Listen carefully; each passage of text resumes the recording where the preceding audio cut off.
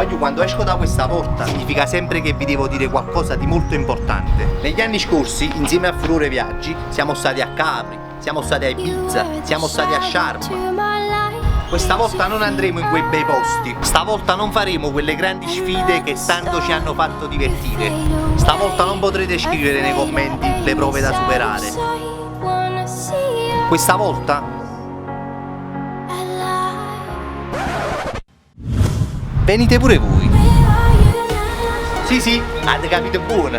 Venite insieme a me. Signore e signori, ladies and gentlemen, case cadute e palazzi crollati, sono lieto di annunciarvi che quest'estate ce ne andiamo in Croazia!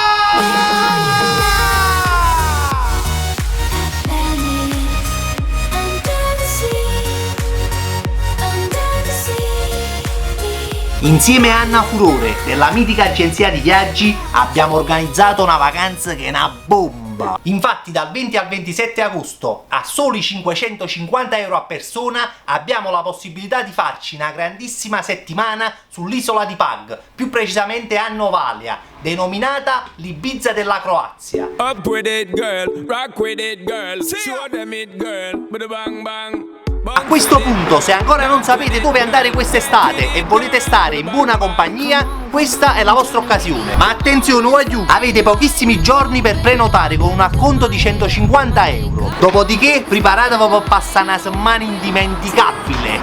Inutile dirvi che faremo un cuofo nei video, un cuofo in scimità e raggiungeremo un livello di abbronzatura degno del nostro grande Roberto Carlino. Just you and me. Si partirà da Napoli e nella quota di 550 euro sono compresi i voli di andata e ritorno, i trasferimenti in pullman Gran Turismo dall'aeroporto agli appartamenti e viceversa, il soggiorno, le tasse aeroportuali, l'assicurazione medica e l'assicurazione bagaglio. Non è compreso il vitto, ma con che me di là basciutuam sicuramente. Tanto appresso a me ho sapito, lo sparagno è garantito. Ricapitolando, in vacanza con Furore e Cerrone dal 20 al 27 agosto, Isola di Pag, località Novalia. Mi raccomando, pochissimi giorni per prenotare con un acconto qui in agenzia e per qualunque altro tipo di domanda scrivetemi in posta privata o scrivete alla pagina di Furore che vi taggo qui sotto nel primo commento. Un'ultima cosa, la più importante, se decidete di venire, ma raccomando, portatevi un dentifricio. Ha già avvisate?